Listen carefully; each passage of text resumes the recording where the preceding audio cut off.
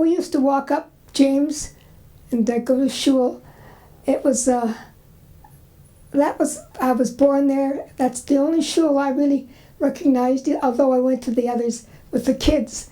But that Hunter was my Shul. I was named there. I was married there. My children were all named at Hunter Street Shul. And we had all our simchas there. My sister and I were married in a double wedding in 1946. My father said he got rid of 2 mortgages. And, well, with 12 kids, I guess they do become mortgages. Talk about, you were sitting in the women's section. What was it like sitting in the women's section? Well, you've asked a question, I'm going to answer it. We were always shh, shh, shh, all the time, especially Mrs. Greenblatt. I think that was her name. She didn't have any children, and she sat right next to my mother. In Yom Kippur, she was always in white, and a very nice lady, but the patience, not for kids. But we all liked her anyway, because she was very nice. And I hated walking up the stairs then, and I can't do it now, so I guess that's why I hated it. Yet I walked stairs all the time before. I liked it much better than when my father took me Friday night and I sat with him downstairs in the men's section. I really felt good about that. I felt I was part of the congregation, not segregated. Talk to me about Flowers of Israel. That was a wonderful group that they started. We didn't have Young Judea. We didn't have, we did have a Young Judea. Ruth Wright was our counselor. We had some wonderful girls there. If I had the picture, I can name them all off for you. And I think 3 or 4 of them have passed. And what was Flowers of Israel? It was just a young group to get us together, to keep us coming to shul. And it worked because we all enjoyed ourselves. We liked each other. And those that are alive are still friends today. What did you do? We just discussed things. We had little parties, talked about Yom Tov and celebrated. It was very good. Who was your leader? Like, who was the person who... I believe it was Ruth Wright. That was her maiden name. And she moved out of town. And I think that's when the Flowers of Israel disbanded, when she married.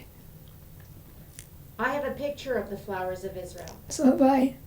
And I can name each girl off, maiden name and married name. And I know where most of them are. I see them all the time. Who was in it? Who was in the group? Well, and you haven't got the picture here. Okay, Jean Sway, Berger, Betty, Poland Minden, Pearl, Poulter Waxman, Reva, Sobel Gelber. You got a picture? Harriet Kaufman Smirlik, Rosie Liebtag. Find the picture. I will later. Okay, Goldie. Do you remember when they moved to Aberdeen? Clearly. Talk about that. My niece Doreen Lewis Stoller was the first wedding here. And they weren't ready, and they went to the Connaught for the reception. We had our reception in the basement at Beth Jacob with about 300 people. So you can imagine what that was like. Quite crowded. That my sister and I, the people from Detroit everywhere. It was something. When we came here, it was magnificent. It was something beautiful. We still had steps to contend with, which for seniors was a mistake.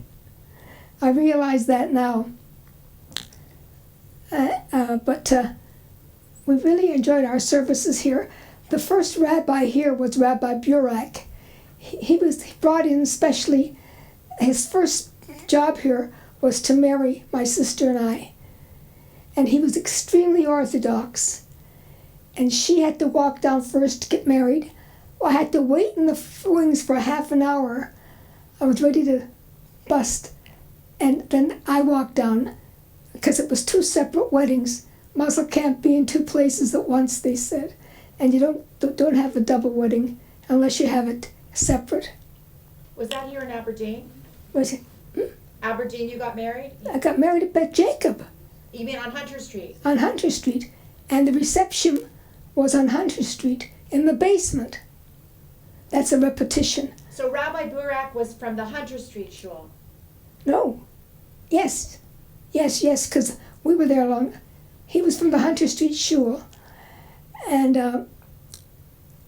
I don't think he really fitted in, but he was a marvelous man. And he had a very good memory. When my daughter went to see him in Toronto about something, he asked where she was from and stuff, and her maiden name, and she told him. He said, "So I married your parents." That's how his memory was. But unfortunately, he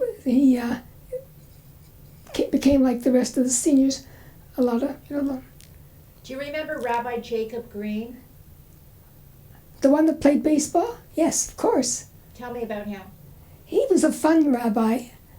I didn't really think he was a rabbi the way he acted. That's about as much as I know about him. What about do you remember Rabbi Simon? Oh, very much, very strict, very, it was his way or the highway. And I don't think the kids melded with him. But he was okay. So can you describe, what was it like the first time they used this building on Aberdeen, the brand new shul? What was that like? It was like a dream. Not a reality, a dream. And the seats were comfortable. The acoustics weren't too bad, except when you separated the room for Simcha. You had to fix the acoustics. They'd close the doors, and then you couldn't get the volume on the... other than that, it was great. Well, what was it like? How did this building compare to the Hunter Street building? Oh my God, it was like a mansion. There's no question. The kids, we enjoyed coming to... My kids enjoyed coming to Sunday school here. And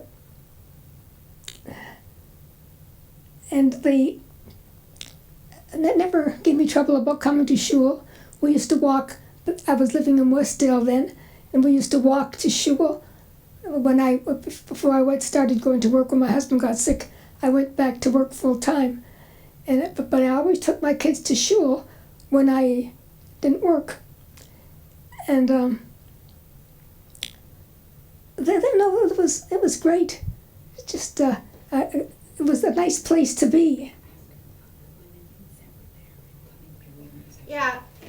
What was it like for women when they came to this building and they were able to sit with the men? They began to feel like they were part of the system. They were human beings. I loved it. I loved sitting with my husband and my children. Do you remember when Beth Jacob became a conservative synagogue? That I didn't like. I didn't mind the conservative, but I'm not happy with egalitarian. So, but you didn't like sitting in the women's section at the Hunter? No, that's something I felt that we're just the same as the men, and we should have been segregated. Just in any way, shape, or form. I'm modern. But when you came to Beth Jacob and it was conservative, you didn't like that, but that's why women and men were able to sit together. That I know, that's the part I liked. Why all these years did you stay at Beth Jacob and not go to the Addis if you didn't like egalitarian? My kids wanted me to go to the Addis. I says, I was named here, I was born here. Cheryl and Stan go to the Addis. I sent my kids the younger ones to parochial school, but this is my shul, this is my life. I wouldn't change for anything. Goldie, tell me about what volunteer work you did at shul. I used to come in the mornings to bake, so we'd have, and for the we were talking about that yesterday. Dorothy Rosenthal and I. She brought some Mandelbrot for one of the girls, and she wanted me to have some, and I says, "Oh, I've tasted your Mandelbrot." She used to bake beside me, with Ray Lebo, and there was and your mother, a whole group of us. I was a Sunday school teacher. I taught the hardest class, I think, the pre-bat mitzvah girls. And it was a challenge, but I loved it. And the biggest, one of the reasons I wouldn't leave Beth Jacob is my grandma Goldie started the Hever Kadisha in Hamilton. And my mother worked on it, my aunts, myself, now Cheryl and my nephew have taken over. And it's been a family tradition in every city. My daughter, when she moved to Kingston, I went down there and taught them and started the Hever Kadisha there, so they didn't have to go to Montreal. And they do them, and themselves. Thank God it's not a busy place, but it's enough. And I think because all my memories were here is what held me here. Someone talked today about the fur coats at the Hunter Street Shul. It was like animals were in the shul. Everybody had a fur coat. Except me. I know we got new clothes. My mother sent David and I up to Robinson's on our own. She had a special sales lady, and we could go and buy new clothes for Yontif. And it was a thrill. And we wore those new clothes very proudly. And the lady knew what my mother liked.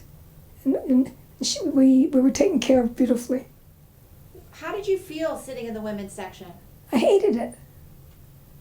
That's what I said. When I sat downstairs on Shabbos Friday night, I used to say, "Pa, take me, take me." I loved it. He used to take my brother David. And I'll tell you another story that always comes to mind when I talk about Yontif and Shul. My brother Albert, Oliver Sholem, Yom Kippur, used to leave Shul about just before shofar blows to run home. He'd get there before us because we never took a car. We lived on James Street North from Hunter Street Shul. And he'd run down, put the coffee on and get everything ready, the milchiks to break the fast. And by the time we got home, the coffee and the black bread and butter and stuff was ready to eat.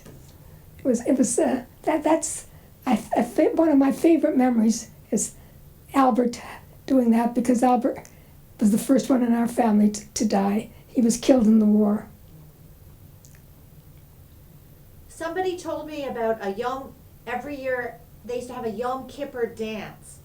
Oh, yes. What was that? It was the New Year's dance. It was fun.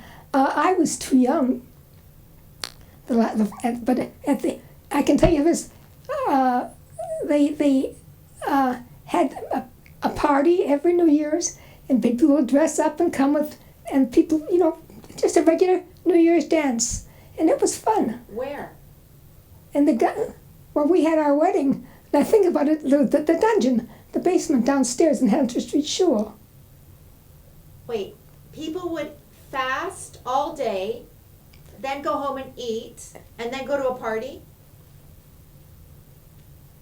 39 to 43 was the war, 45. I got married in, I know when the soldiers were all coming home in 45, the Grand Order of Israel used to have their banquets at Beth Jacob. And we went to a bank. My father insisted that we go because there was no men. And my sister Margaret and I, everybody took their daughters to that banquet because the soldiers were coming home. And I had 3 soldiers that night asked me to take me home. And the first one did, and I dated them, and then I made my choice. I could have married any of them. That was a banquet at Beth Jacob? A banquet at Beth Jacob But that was just the Grand Order of Israel had the banquet every year. At Beth Jacob. It was very nice too. Sometimes at the Addis, but there was a lot of steps at the Addis too. I don't know why churches and synagogues think they have to have stairs, because doesn't make sense. If I was making a shul, I would have it on flat ground, just like the Addis has it today. Can you describe the dungeon at the basement at Hunter Street? What did it look like? Well, it wasn't really a nice room, and when I think about it today, I wonder how I consented to have my wedding there. But of course, you never defied your parents. Can you describe the Hunter Street Shul? What did it look like? I liked the shul, yes. You walked in, and it was arched, it was very nice. The men's section was lovely. Going up the stairs, we had a lot of steps to go up. And it's that Jacob left a lot to be desired downstairs, but nobody complained because we didn't know better.